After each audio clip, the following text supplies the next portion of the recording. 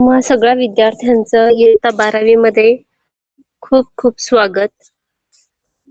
विद्यार्थी मित्रांनो, आजपासून आपण 12वी च्या सिलेबसला सुरुवात करत आहोत. कोरोना महामारीमुळे इयत्ता 11वी मध्ये सुद्धा तुमचे जी शिक्षण प्रणाली आहे किंवा जे तुम्ही शिकलात ते ऑनलाईन पद्धतीने शिकलात. 12वी मध्ये सुद्धा आपल्याला त्याच पद्धतीने अभ्यासक्रम पूर्ण करायचा आहे आणि इथे मात्र 12वीत काय होणार आहे, 11वीत तर तुम्ही ऑनलाईन शिकलात, तुम्हाला त्याची कल्पना आहे की लेक्चर कसे होतात. निश्चितच 12वी मध्ये त्याच्यामध्ये काही बदल असतील किंवा काही ऍडव्हान्टेजेस असतील आणि तुम्हाला जे समजवलं जाईल ते चांगल्यात चांगल्या पद्धतीने समजण्यासाठी पीपीटी असतील किंवा चांगल्या मेथडचा वापर केला जाईल. एक मात्र आवश्यक आहे की रोज तुम्ही हा जो अभ्यासक्रम आहे, शक्य झाल्यास ह्या नोट्स आपल्या वहीमध्ये लिहून घेत चला आणि रोज अभ्यासत चला. कसंही म्हटलं तरी 11वी पेक्षा 12वीची काठिण्य पातळी ही जास्त असते आणि त्यामुळे रोजच्या रोज जर तुम्ही अभ्यास केला तर तुम्हाला पुढे अडचणी येणार नाही. सगळ्यात पहिले मी माझं नाव सांगते. माझं नाव आहे आर.डी. वंजारी.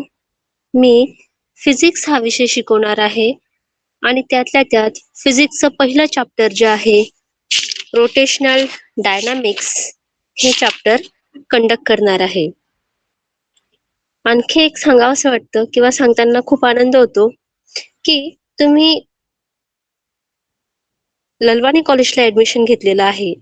तुम्ही आपल्या कॉलेजला ऍडमिशन घेतलेलं आहे, ही बाब तुमच्या भविष्याच्या दृष्टीने फार चांगली आहे किंवा तुम्हाला त्या गोष्टीचा निश्चितच पुढे फायदा होणार आहे.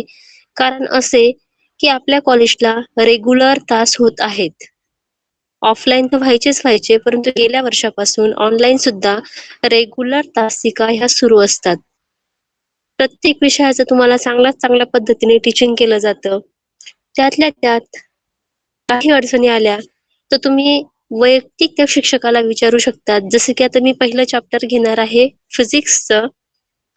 त्याच्यामध्ये काही अडचणी आल्या तर तुम्ही मला ग्रुपला विचारू शकतात किंवा तुम्ही त्या पद्धतीने इतर मीडियाचा वापर करून व्हॉट्सअपला असेल, ग्रुपला असेल तुमच्या, काहीही समस्या विचारू शकतात. तुम्हाला माहितीच आहे की फिजिक्स, केमिस्ट्री, मॅथमॅटिक्स, बायोलॉजी हे सब्जेक्ट आणि याच्या व्यतिरिक्त लँग्वेज सब्जेक्ट हे तुम्हाला सगळ्या विषयांचा ह्या वर्षी अभ्यास करायचा आहे. तर आपल्या कॉलेजला जे टीचिंग होत आहे रेग्युलर, माझ्या माहितीनुसार इतक्या चांगल्या पद्धतीने किंवा इतकं रेग्युलर टीचिंग इतर कुठल्याही कॉलेजला होत नसावं. त्यामुळे त्या गोष्टीचा तुम्ही फायदा उचलून घ्या आणि चांगल्यात चांगल्या पद्धतीने सराव करा, पुढे अभ्यास करा प्रत्येक विषयाचा. तर पहिल्या चॅप्टरला सुरुवात करायच्या अगोदर मला तुम्हाला सांगायचंय की ह्या वर्षी तुम्हाला सिलेबसमध्ये काय काय अभ्यासायचं आहे आणि किती चॅप्टर अभ्यासायचे असतील. तर इंडेक्स तुमच्या समोरच आहे. तुम्हाला पहिलं चॅप्टर अभ्यासायचं आहे रोटेशनल डायनॅमिक. ह्या चॅप्टर मध्ये सर्क्युलर मोशनचा अभ्यास करायचा आहे. एकदम साध्या भाषेत सांगायचं राहिलं तर गोलाकार गती वस्तूच्या परिघाभोवती किंवा ऑब्जेक्ट एखादी वस्तू जेव्हा परिघाभोवती गोल गोल फिरत असते तर त्यावेळेस ती सर्क्युलर मोशन असते आणि त्याच्याशी संबंधित जे कन्सेप्ट आहे जसं की vertical circular motion, horizontal circular motion, ह्या सगळ्या मोशनचा तुम्हाला ह्या चॅप्टर मध्ये अभ्यास करायचा आहे. त्यानंतर दुसरं चॅप्टर आहे मेकॅनिकल प्रॉपर्टीज ऑफ फ्लुइड. याच्यामध्ये तुम्हाला काही थिअरीज आणि बरेच नवीन कन्सेप्ट हे अभ्यासायचे आहेत. तिसरं चॅप्टर आहे 12वीचं kinetic theory of gases and radiations. त्यानंतरचं थर्मोडायनामिक. थर्मोडायनामिक चॅप्टर तुम्हाला बऱ्यापैकी परिचित आहे. 5वं चॅप्टर ऑस्युलेशन किंवा त्याला तुम्ही व्हायब्रेशन्स पण म्हणतात, तेही तुम्ही 11वी मध्ये त्याचे काही पार्ट्स हे अभ्यासलेले आहेत, तुमच्या वाचनातून गेलेले असतील. 6वं चॅप्टर आहे सुपरपोजिशन ऑफ वेव्ज. त्यानंतर 7वं चॅप्टर वेव्ह ऑप्टिक्स. 8 नंबरसाठी चॅप्टर आहे इलेक्ट्रोस्टॅटिक्स. त्यानंतर 9वं चॅप्टर आहे करंट इलेक्ट्रिसिटी. आता करंट इलेक्ट्रिसिटीचाही काही पाठ हा 11वीला अभ्यासाला होता. एवढंच की 12वी मध्ये ते पॉइंट अभ्यासत असताना डिटेलमध्ये अभ्यासायचे आहेत. त्यानंतर magnetic field due to electric current हे चॅप्टर आहे 10 नंबरला. 11वं चॅप्टर आहे मॅग्नेटिक मटेरियल. 12वं चॅप्टर आहे इलेक्ट्रोमॅग्नेटिक इंडक्शन. 13 नंबरचं चॅप्टर आहे एसी सर्किट. आता इलेक्ट्रोमॅग्नेटिक इंडक्शनचाही काही पाठ हा तुम्ही अभ्यासलेला आहे या अगोदर. AC circuit. त्यानंतर dual nature of radiation and matter हे 14 नंबरचं चॅप्टर.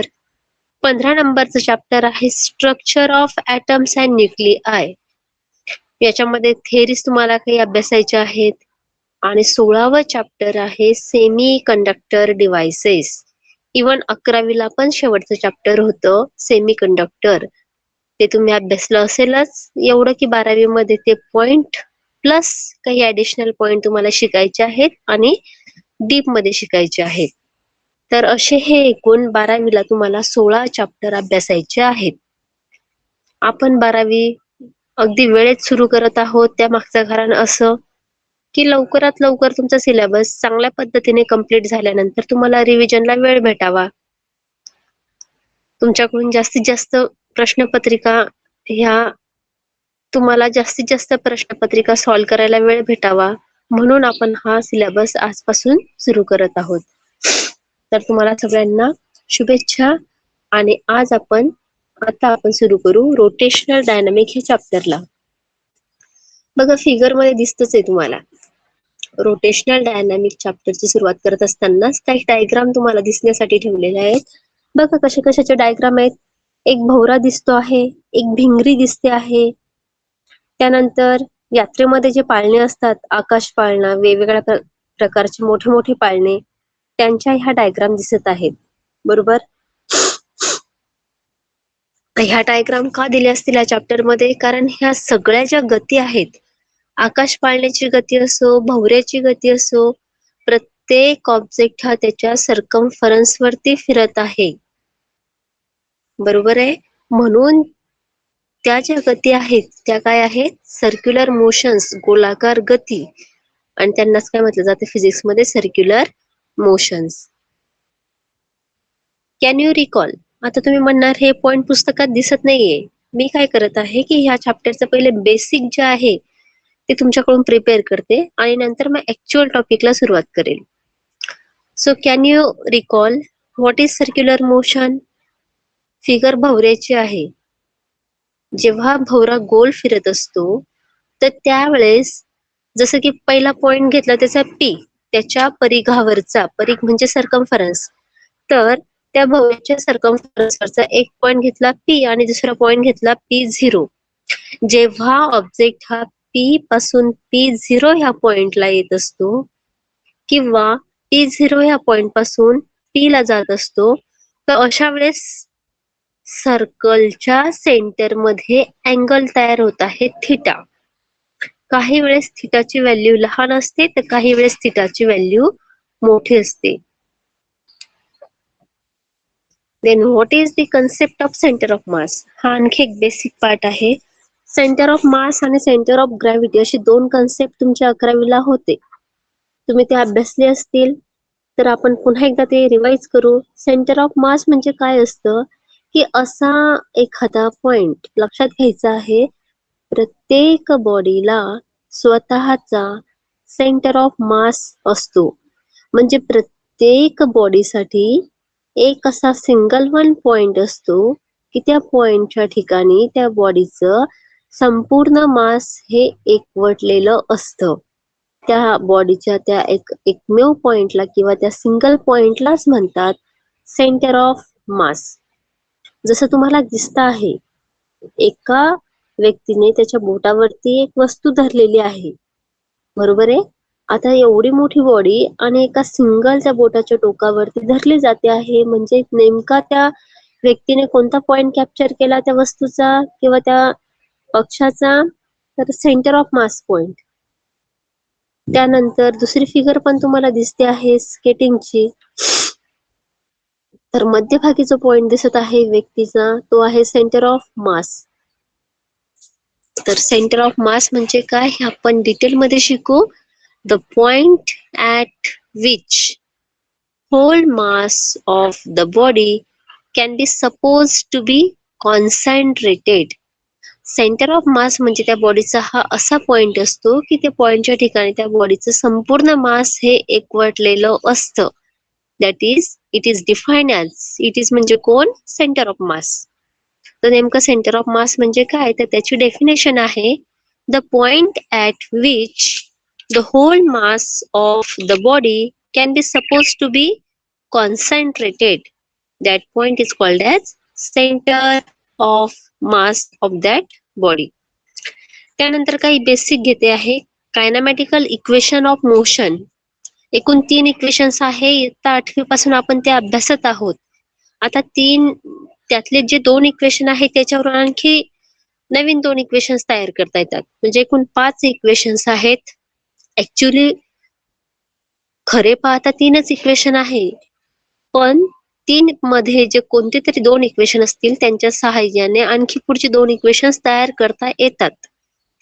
जसं की पहिलं कायनामॅटिकल इक्वेशन आहे V equal to U plus AT, पाठच आहे सगळ्यांचं. दुसरं कायनामॅटिकल इक्वेशन आहे S equal to UT plus 1/2 AT square. आता ह्या इक्वेशन मध्ये जर आपण व्ही ची किंमत टाकली, इक्वेशन 2 मध्ये जर इक्वेशन 1 पुटअप केलं तर आपल्याला तिसरं इक्वेशन भेटतं S equal to 1/2 in bracket U plus V T. त्यानंतर चौथं कायनेमॅटिकल इक्वेशन आहे V square equal to U square plus 2as.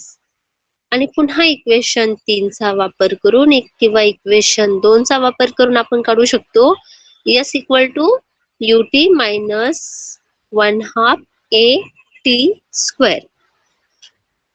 V म्हणजे काय, फायनल व्हेलॉसिटी. यू म्हणजे काय, इनिशियल व्हेलॉसिटी.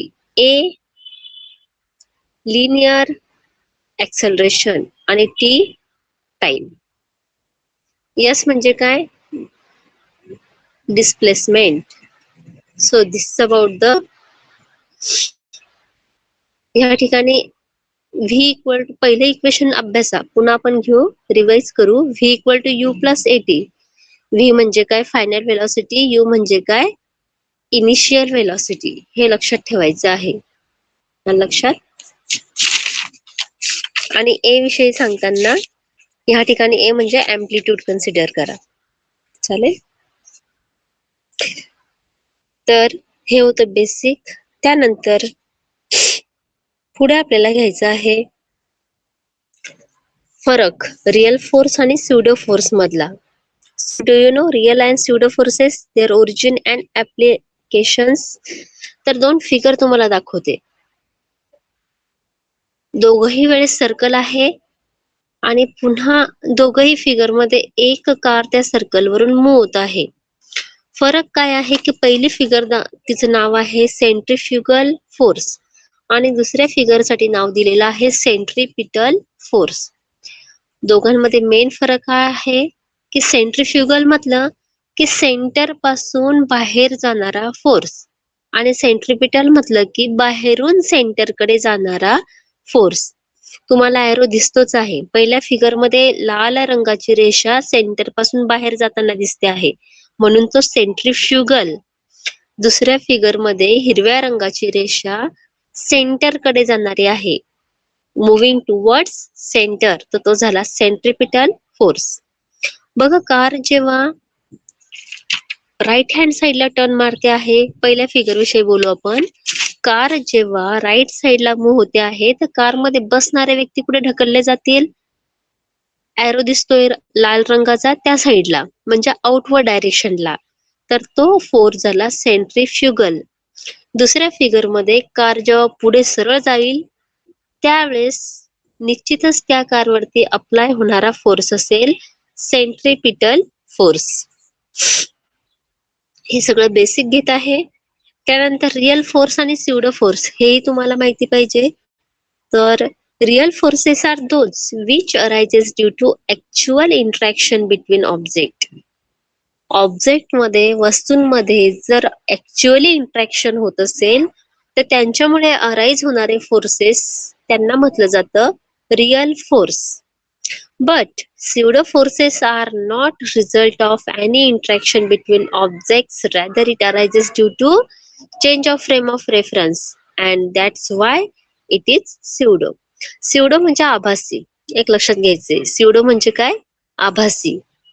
तर जे वस्तूंच्या ऍक्च्युअल इंटरॅक्शन मुळे तयार होत नाहीत ते pseudo, आणि जे ऑब्जेक्ट मध्ये किंवा वस्तूंच्या ऍक्च्युअल इंटरॅक्शनने तयार होतात त्यांना म्हणतात रिअल फोर्सेस. हा दोघांमधला फरक. मग स्युडो फोर्सेस कसे काय तयार होतात? तर they arises due to change of frame of reference. दोन फ्रेम ऑफ रेफरन्स आहे, इनर्शियल फ्रेम ऑफ रेफरन्स आणि non inertial frame of reference. तर फ्रेम ऑफ रेफरन्स मध्ये जेव्हा चेंज होतात तेव्हा स्युडो फोर्सेस हे अराईज होतात. So this is about the pseudo force. आणि आता आपण मेन चॅप्टरला सुरुवात करत आहोत. तर चॅप्टरचा पहिलाच पॉइंट असतो इंट्रोडक्शन. सर्क्युलर मोशनचे इंट्रोडक्शन. बघा सेंटर मध्ये काय दिसतंय, तुम्हाला डायग्राम मध्ये दाखवण्याचा प्रयत्न करते. सेंटर मध्ये सर्क्युलर मोशन, त्याच्या आजूबाजूला 3 लहान सर्कल आहेत. वरच्या सर्कल मध्ये नाव आहे essential part of our daily life. दुसऱ्या सर्कल मध्ये नाव आहे motion is about an axis. आणि तिसऱ्या सर्कल मध्ये नाव आहे अलॉंग सर्कम्फरन्स. म्हणजे सर्क्युलर मोशनचे हे तिघही वैशिष्ट्य आहेत. तर सर्क्युलर मोशन विषयी सांगू शकतो आपण. Circular motion is an essential part of our daily life. आपल्या दैनंदिन जीवनामधला सर्क्युलर मोशन हा फार महत्वाचा घटक आहे. कसं? तर फॅन गोल फिरतो आहे म्हणजे फॅन सर्क्युलर मोशन परफॉर्म करत आहे. चेंडू गोल फिरतो आहे. लहान लहान ऑब्जेक्ट मध्ये सर्क्युलर मोशन ही परफॉर्म होत असते. म्हणून काय म्हणू आपण? It is the essential part of our daily life. हा आपल्या दैनंदिन जीवनाचा अत्यंत महत्वाचा पार्ट आहे. कोण? Circular motion. Then every day we come across several revolving or rotating object. आपण दैनंदिन जीवनामध्ये अशा अनेक गती पाहतो की ज्या सर्क्युलर मोशन आहेत किंवा रोटेशनल मोशन आहेत. So during the revolution, the object undergoes circular motion about some point outside the object or about some other object, while during rotation, the motion is about an axis of rotation passing through the object. याचा अर्थ असा आहे की object जेव्हा circular motion perform करत असतो तर नेमका ऑब्जेक्ट ह्या सर्कलच्या सर्कम्फरन्स वरती मूव्ह होत असतो आणि अबाउट अन ऍक्सिस, स्वतःच्या ऍक्सिस भोवती जेव्हा ती वस्तू गोल फिरते तर निश्चितच ती बॉडी कोणती मोशन परफॉर्म करते? Circular motion. म्हणून सर्क्युलर मोशनचे 3 वैशिष्ट्य समजू आपण. म्हणजे पहिलं म्हणजे काय? It is the essential part of our daily life. Second, it is the motion about an axis. And number third, it is the motion which is performed along the circumference of circle. त्यानंतर दुसरा point आहे 1.2 characteristics of circular motion. Circular मोशनची 2 characteristics आहेत, 2 वैशिष्ट्य आहेत. पहिलं म्हणजे it is an accelerated motion. Second आहे इट इज पिरियडिक मोशन. आता पहिली जी कॅरेक्टरिस्टिक आहे it is an accelerated motion, हिचा आपण डिटेल मध्ये अभ्यास करू. सगळ्यात पहिले समजून घ्यायचंय की ऍक्सलरेशन म्हणजे काय? Change of velocity with respect to time. क्षणोक्षणी बदलणारी व्हेलॉसिटी. जर व्हेलॉसिटी कॉन्स्टंट असेल तर त्यावेळेस ऍक्सलरेशन 0 असतं. आणि व्हेलॉसिटी ही चेंजेबल असेल, बदलणारी असेल, तरच तर ऍक्सलरेशन क्रिएट होतं. खूप महत्वाचं आहे हे, समजून घ्या. If the velocity is constant, at that time acceleration is zero, and if the velocity is changing, at that time acceleration is created. Basic आहे. म्हणजे velocity ही बदलणारीच हवी, ती कॉन्स्टंट किंवा सेम नको. कॉन्स्टंट असेल तर ऍक्सलरेशन घडणार नाही, कारण ऍक्सलरेशन कसं आहे ते डिफाईन केलं जातं. So it is define as the rate of change of velocity with respect to time. म्हणजेच जर व्हेलॉसिटीची डायरेक्शन ही चेंजेबल असेल, आता व्हेलॉसिटी परफॉर्म होते म्हणजे वस्तू एका ठिकाणावरून दुसऱ्या ठिकाणी जाते आहे, गतिमान आहे. आणि गतिमान आहे म्हणजे वस्तू मोशन मध्ये आहे असं म्हटलं जातात. So if the direction of velocity changes, that motion is called as accelerated motion. आणि नेमकं सर्क्युलर मोशन मध्ये हेच घडतंय ना. वस्तू स्वतःच्या ऍक्सिस भोवती गोल फिरत आहे अलॉंग दी सर्कम्फरन्स, बरोबर आहे. मग अशा वेळेस व्हेलॉसिटीची डायरेक्शन ही प्रत्येक पॉइंटला चेंज होते आहे. आणि निश्चितच मग ही जी सर्क्युलर मोशन आहे, हिची डायरेक्शन परफॉर्म होत असताना जर व्हेलॉसिटीची डायरेक्शन कंटिन्युअसली चेंज होत आहे, तर तिलाच काय म्हटलं जाईल, ऍक्सलरेटेड मोशन. सर्क्युलर मोशन ही काय आहे, ऍक्सलरेटेड मोशन. दुसरी कॅरेक्टरिस्टिक आहे, it is a periodic motion. आता पिरियडिक या शब्दाचा अर्थ समजून घेऊ. जसं घड्याळामध्ये दोलक आहे, पेंड्युलम. पेंड्युलम हा एका सेकंदाला एक फेरी कंप्लीट करत असतो, दुसऱ्या सेकंदाला पण एकच फेरी कंप्लीट करेल. किंवा आपण म्हणू शकतो की 10व्या सेकंदाला एक फेरी कंप्लीट करतो आहे, किंवा एका फेरीसाठी त्या दोलकाला 1 सेकंद लागतो आहे. असे कितीही सेकंद जाऊ द्या, तितक्या फेऱ्या कंप्लीट होतील. 50 सेकंद जर तुम्ही कन्सिडर करत असाल, तर निश्चितच किती फेऱ्या मारलेल्या असतील दोलकाने, 50 फेऱ्या मारलेल्या असतील. म्हणजे हे पिरियडिक आलं ना, स्वतःहून स्वतःला विशिष्ट कालावधीनंतर रिपीट करणं, त्याला म्हणतात पिरियडिक मोशन. आणि ह्या ठिकाणी सर्क्युलर मोशन तीच आहे. जसं की फॅन एक फेरी कंप्लीट करतो, नंतर दुसरी फेरी कंप्लीट करतो, नंतर तिसरी फेरी कंप्लीट करतो, असं कंटिन्युअसली सुरू असतं जोपर्यंत फॅनचं बटन ऑन आहे तोपर्यंत. म्हणजेच ही गती कशी आली, सर्क्युलर मोशन पिरियडिक आली, स्वतःहून रिपीट होत आहे. फॅनची गती असेल किंवा कोणताही गोल फिरणारा ऑब्जेक्ट, तो पुन्हा पुन्हा त्या सर्कल वरती फिरत असतो. So it repeats itself after equal interval of time. So that's why the circular motion is called as periodic motion. अशा ह्या 2 कॅरेक्टरिस्टिक्स आहेत. त्यानंतर सर्क्युलर मोशनचा आपण तिसरा किंवा नेक्स्ट पॉइंट अभ्यासतो आहोत, 1.2.1. पॉइंटचं नाव आहे कायनेमॅटिक्स ऑफ सर्क्युलर मोशन. सगळ्यात पहिले फिगर पहा. फिगर मध्ये तुम्हाला एक सर्कल दिसत आहे, म्हणजेच एखादी वस्तू सर्क्युलर मोशन परफॉर्म करत आहे. सेंटर दाखवलेला आहे सी पॉइंटने, आणि त्या सी पॉइंट पासून आर इतक्या अंतरावर पॉइंट पी आहे. आर म्हणजे काय आहे, त्या सर्कलची रेडियस, आर व्हेक्टर. आणि आर बार म्हणजेच काय आहे, सीपी, बरोबर आहे. पी हा एक पॉइंट आहे त्या सर्कलच्या परिघावरचा, सर्कलच्या सर्कम्फरन्स वरचा. त्यानंतर अँग्युलर व्हेलॉसिटी दाखवलेली आहे ओमेगाने, आणि अँग्युलर एक्सलरेशन, आणि या ठिकाणी एक्सलरेशन दाखवलेलं आहे ए आर व्हेक्टरने. पॉइंट पी पासून व्हेलॉसिटीची डायरेक्शन कशी दाखवावी लागेल, टँजंट काढावी लागते. व्ही बार काय दाखवत आहे, पॉइंट पी पासून असणाऱ्या व्हेलॉसिटीची डायरेक्शन. आणि कशी काढली ती डायरेक्शन, पॉइंट पी ला टँजंट ड्रॉ केली सर्कम्फरन्स पासून. सो फिगर मध्ये काय काय दिसते ते एकदा व्यवस्थित समजून घेऊ. अँग्युलर डिस्प्लेसमेंट थिटा जी तयार होणार आहे पुढे. त्यानंतर अँग्युलर व्हेलॉसिटी ओमेगा बार. आता अँग्युलर व्हेलॉसिटी म्हणजे काय हे तुमचं 11वीत झालेलं आहे, बरोबर आहे. अँग्युलर व्हेलॉसिटीचा सिम्बॉल असतो ओमेगा बार, आणि त्याचा फॉर्म्युला काय आहे, D theta bar upon D T. त्यानंतर अँग्युलर एक्सलरेशन, ए बार, त्याचा फॉर्म्युला आहे D omega bar upon D T. पुन्हा घेते, अँग्युलर डिस्प्लेसमेंट थिटा बारने दाखवतात, अँग्युलर व्हेलॉसिटी ओमेगा बारने दाखवतात आणि त्याचा फॉर्म्युला आहे D theta bar upon D T.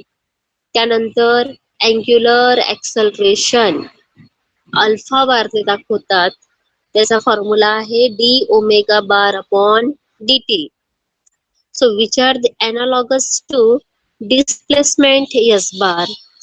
आता ह्या ठिकाणी अँग्युलर डिस्प्लेसमेंट, अँग्युलर व्हेलॉसिटी आणि अँग्युलर ऍक्सलरेशन हे कोणाशी अनालॉगस असतील तर linear displacement, linear velocity and linear acceleration.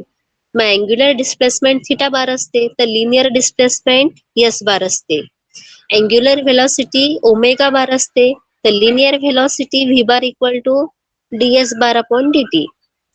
Angular acceleration alpha bar असतं तर लिनियर ऍक्सलरेशन ए बार असतं आणि ते आहे किंवा त्याचा फॉर्म्युला आहे D V bar upon D T. So which are used in the translational म्हणजेच लिनियर मोशन. अँग्युलर फॉर्म मध्ये काय वापरतात, डिस्प्लेसमेंट असेल तर थिटा, व्हेलॉसिटी असेल तर ओमेगा बार म्हणजे D theta bar upon D T आणि अँग्युलर ऍक्सलरेशन असेल तर alpha bar equal to D omega bar upon D T. Translation motion मध्ये काय वापरतात, डिस्प्लेसमेंट असेल तर यस, व्हेलॉसिटी असेल तर व्ही आणि ऍक्सलरेशन असेल तर ए. So also the tangential velocity is given by v bar equal to omega bar across r bar, where omega bar is the angular velocity. मग v चा फॉर्म्युला असतो 11वीत आपण तो काढला होता, v bar equal to omega bar cross r bar. त्यातल्या त्यात ओमेगा म्हणजे काय, अँग्युलर व्हेलॉसिटी. त्यानंतर आपण पुढचा टॉपिक घेऊ, कंटिन्यू करतो आहे त्या टॉपिकला. Kinematics of circular motion, direction of angular displacement, angular velocity and angular acceleration given by right hand thumb rule. आता राईट हँड थंब रूल हा तुम्हाला 10वीला पण होता, 11वीला पण होता आणि 12वीला पण आहे. मग नेमकं राईट हँड थंब रूल काय असतो ते एकदा फिगर मध्ये पाहून घ्या. तुमची चारही बोट एका कंडक्टर भोवती आवळायच्या आहेत किंवा चारही बोटाने तो कंडक्टर पकडायचा आहे आणि तुमचा त्या हाताचा म्हणजे उजव्या हाताचा अंगठा हा सरळ ताठ धरायचा आहे, बरोबर आहे.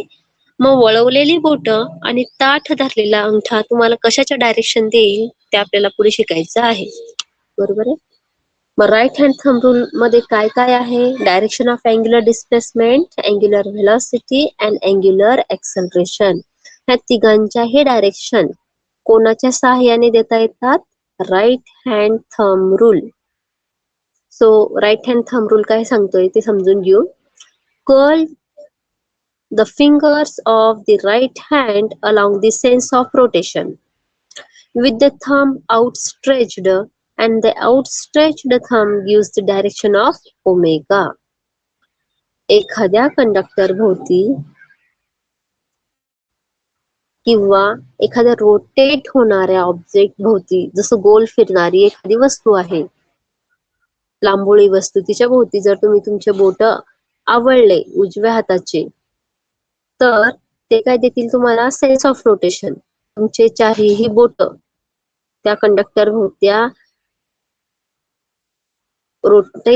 रोटेशनल मोशन परफॉर्म करणाऱ्या वस्तू भोवती जेव्हा तुम्ही तुमचे चारही बोट लपेटून घेणार आहात किंवा आवळणार आहात आणि अशा वेळेस तुमच्या हाताचा अंगठा काय असेल, सरळ असेल, तर तो सरळ असणारा अंगठा तुम्हाला डायरेक्शन देणार आहे ओमेगा बारची म्हणजे अँग्युलर व्हेलॉसिटीची. त्यानंतर कायनेमॅटिक्स ऑफ सर्क्युलर मोशन मध्ये त्याचे दोन फॉर्म आपण शिकणार आहोत, एक म्हणजे युनिफॉर्म सर्क्युलर मोशन आणि दुसरे म्हणजे नॉन युनिफॉर्म सर्क्युलर मोशन. शब्दाचाच अर्थ आहे पहा, युनिफॉर्म म्हटलं की समसमान आणि नॉन युनिफॉर्म म्हटलं की different. Opposite to uniform that is non uniform. So during the circular motion, if the speed of the particle remains constant, then it is called as uniform circular motion. Circular motion perform होत असताना किंवा एखादी वस्तू जेव्हा circular motion मध्ये फिरत असते, अशा वेळेस जर त्या वस्तूचा स्पीड हा कॉन्स्टंट असेल तर तिला म्हटलं जातं युनिफॉर्म सर्क्युलर मोशन. लक्षात घ्यायचे, स्पीड जर कॉन्स्टंट असेल तर काय म्हटलं जातं? Uniform circular motion. बरोबर आहे. So uniform circular motion, in this case only the direction of its velocity changes at every instant in such a way that the velocity always tangential to path, and the acceleration responsible for this centripetal or radial acceleration, that is minus omega square r vector. लक्षात घ्यायचं, या ठिकाणी जे uniform circular motion perform होत असताना वस्तू काय होते? गोल फिरत आहे. वस्तू गोल फिरत आहे म्हणजे त्याच्यावरती सर्कलच्या सर्कम्फरन्स वरती प्रत्येक वेळेस त्या पार्टिकलच्या वेलॉसिटीची डायरेक्शन ही चेंज होते आहे. आणि जर वेलॉसिटी चेंजेबल आहे तर ऍक्सलरेशन घडतं आहे. सगळे डिपेंडेंट कन्सेप्ट आहेत. बरोबर आहे. मग हे घडणारं ऍक्सलरेशन याला काय म्हटलं जातं? आत्ताच आपण शिकलो त्याच्याविषयी. That acceleration is called as centripetal acceleration or radial acceleration. समजून घ्यायचं आहे, युनिफॉर्म सर्क्युलर मोशन मध्ये वस्तू जेव्हा सर्क्युलर मोशन परफॉर्म करते आहे तर वेलॉसिटी परफॉर्म होते आहे आणि वेलॉसिटीची डायरेक्शन ही प्रत्येक पॉइंटला चेंज होते आहे. आता वेलॉसिटीची डायरेक्शन चेंज होते आहे म्हणजे निश्चितच ऍक्सलरेशन घडतं आहे आणि जे हे ऍक्सलरेशन परफॉर्म होत आहे त्याला म्हटलं जातं आहे सेंट्रिपिटल ऍक्सलरेशन और रेडियल ऍक्सलरेशन. आणि त्याचा फॉर्म्युला आहे AR bar equal to minus omega square r vector किंवा V square upon r equal to omega square r. हे मॅग्निट्यूड मध्ये सुद्धा आपण लिहू शकतो किंवा आणखी A equal to V omega असं सुद्धा आपण लिहू शकतो. त्यानंतर याच्या अपोजिट आहे non uniform circular motion. When a fan is switched on or switch off, the speed of the particle of the fan go on increasing or decreasing for some time. सुरू असणारा फॅन जेव्हा आपण बंद करतो तर हळूहळू त्या पात्यांचा त्या फॅनचा स्पीड कमी होतो आहे, किंवा बंद असणारा फॅन जेव्हा बटन स्विच ऑन करून सुरू केला जातो तर हळूहळू त्या पात्यांची गती वाढते. फक्त ह्या दोनच वेळेस सुरू असणारा फॅन बंद केला, स्विच ऑफ केला किंवा स्विच ऑन केला तर अशा वेळेस काय होतं? एकतर फॅनची गती हळूहळू कमी होते किंवा हळूहळू वाढते.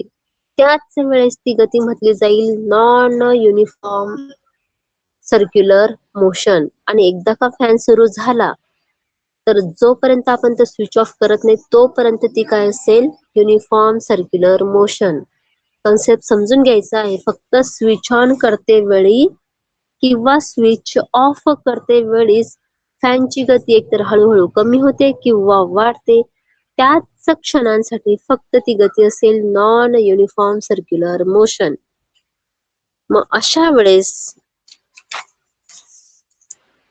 काही पार्ट आपल्याला शिकावे लागतील. That is during this time it is the non-uniform circular motion, and as the velocity is still tangential, the centripetal or radial acceleration is still there.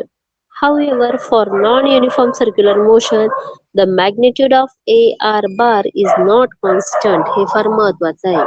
Non uniform circular motion मध्ये AR बार म्हणजे ऍक्सलरेशनची magnitude ही constant राहत नाही.